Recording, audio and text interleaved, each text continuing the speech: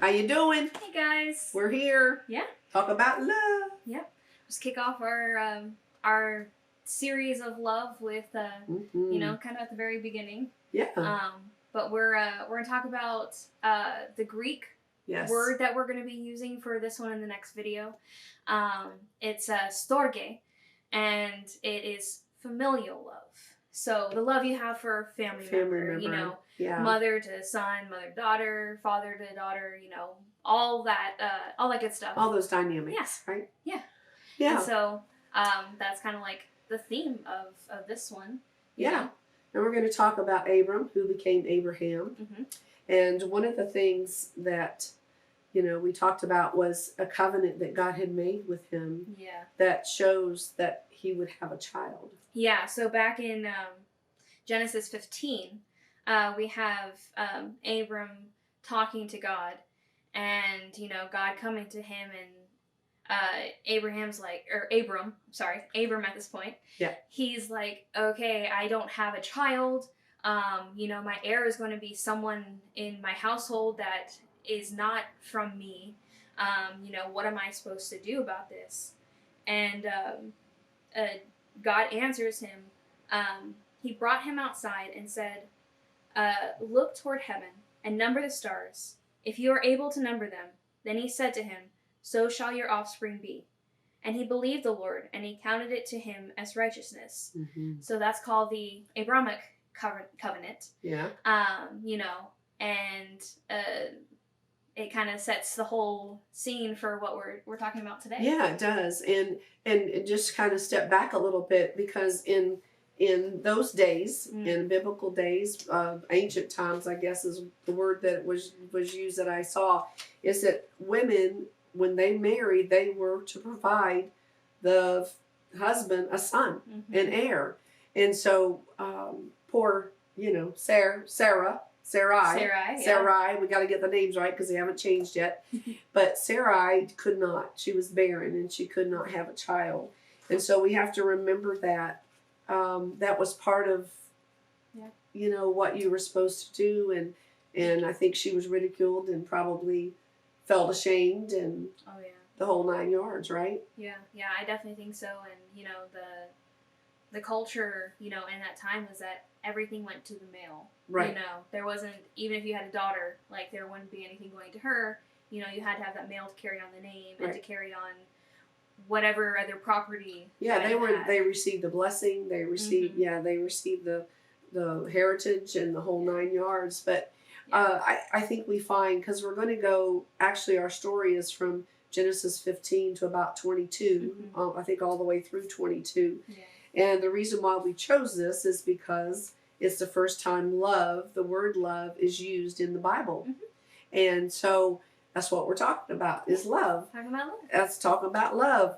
So, you know, here we go. And this is how much I think Sarai loved Abram, is that she decided to take it into her own hands.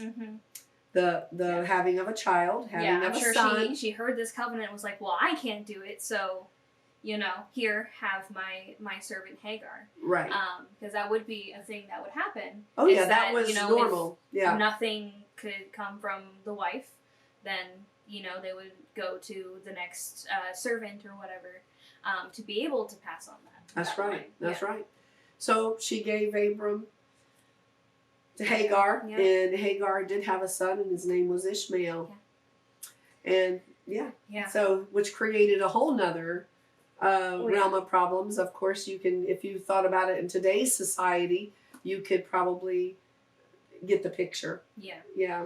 And there are, I mean, I have to say, there are some surrogate mothers that have been blessed, you know, to give a child to someone that hasn't been able to have a child, and that's been, I think it's maybe worked in those circumstances, but this was a whole different, because you were ashamed, I think, back in those days if you did not have a child. Yeah. So now here we're going to hear from God again. Yeah, I was about to say, I think Sarah had to like bite her tongue, you know.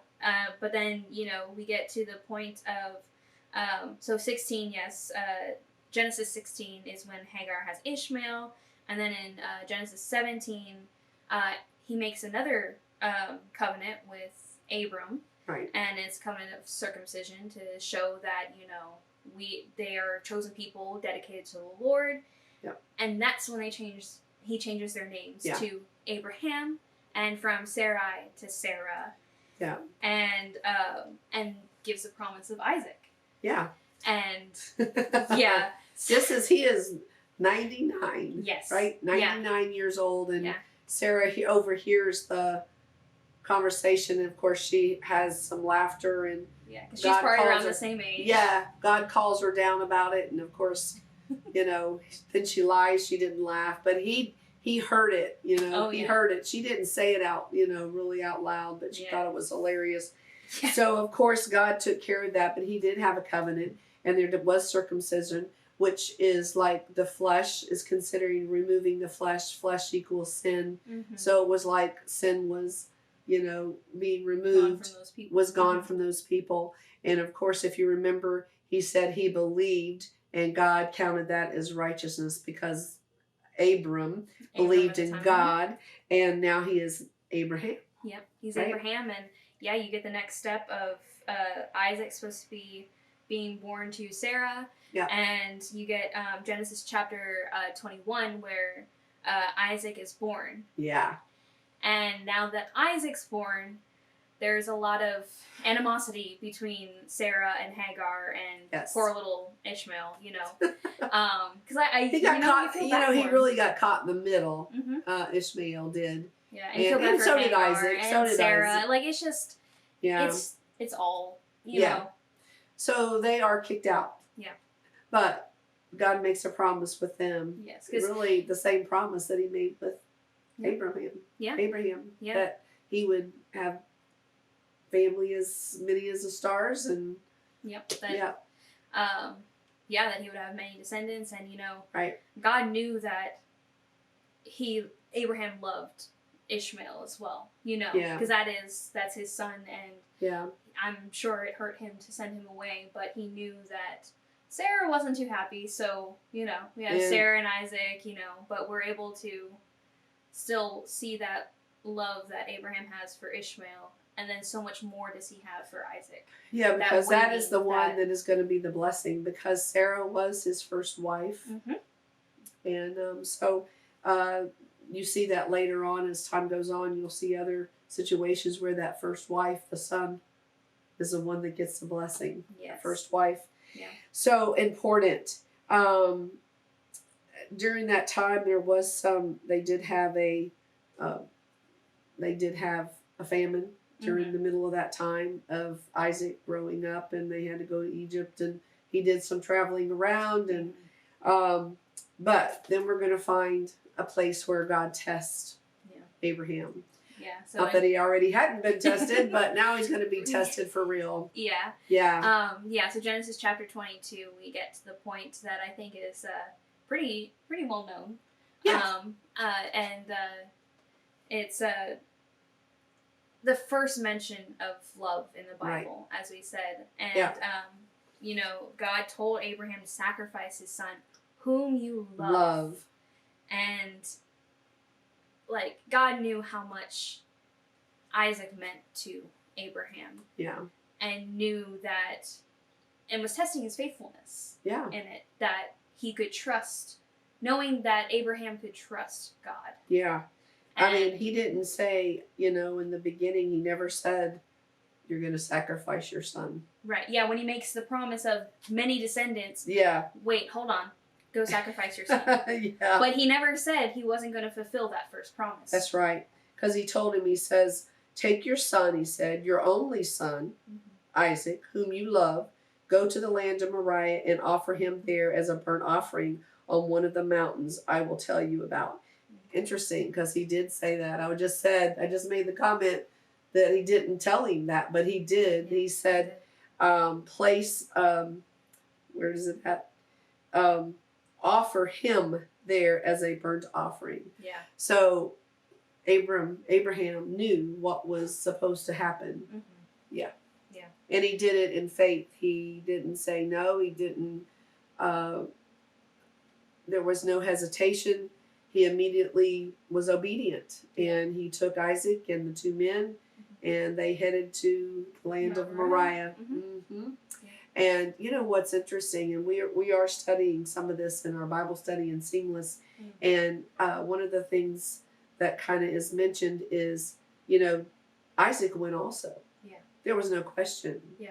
He went. I can't So imagine you what he's know, thinking, yeah. I know. So you know that he talked about God. He talked about belief in God to his son. He talked about being obedient and faithfulness and righteousness. I mean, he had to have. Yeah. For his son to just pick up the wood and pick He up the wood and trusted. go. He did. He did Yeah. exactly that. He picked up the wood for the sacrifice and immediately went. Yeah. So Yeah. But there's thankfully, something about it. yeah. So yeah, you have that that just Abraham loved his son so much, but was willing to sacrifice that because God asked him to. Yeah. And thankfully, you know, the angel of the Lord stopped him before all that, and God provided a He ram did. in a thicket did. that was caught in a little bush somewhere, and they sacrificed that because the angel of the Lord was like, "Hold on, wait, we are so thankful for your faithfulness, you know.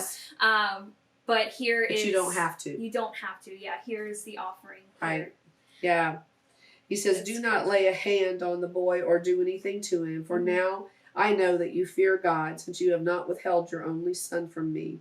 Abraham looked up and saw a ram caught in the thicket by its horns. So Abraham went and took the ram and offered it as a burnt offering in place of his son. So, to obedience, love and obedience. So he not only loved his son, he also loved the Lord. Yes. And in some ways, I don't almost say that he loved the Lord more. Yes. Because he was obedient unto giving his son.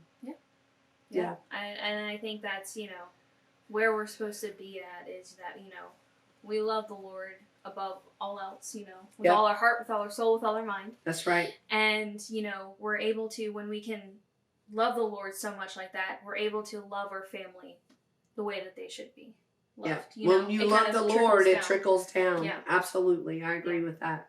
Yeah. Absolutely. Yeah. And this was just an example of foreshadowing of what God was going to do with his own son. Because he loved his son so much, but he also loved us and wanted us to be saved. Yes. And so he sent him to die for us. Yes. And just as Isaac carried the wood for the burnt offering, Christ carried the cross. Yeah. So, balance. Yeah. Yeah. Always stories, the life experiences always point to Jesus. Yes. Yeah. And his redeeming power. Yeah. And so, it's great. I love it. I love it. Yeah. All right. So that's a little bit of love for this week. So you guys. We got some familial love with a father to son. And then next week we'll talk about another familial love. So yeah. Super excited about that. Yeah. All right. We'll catch you later. Bye. Bye.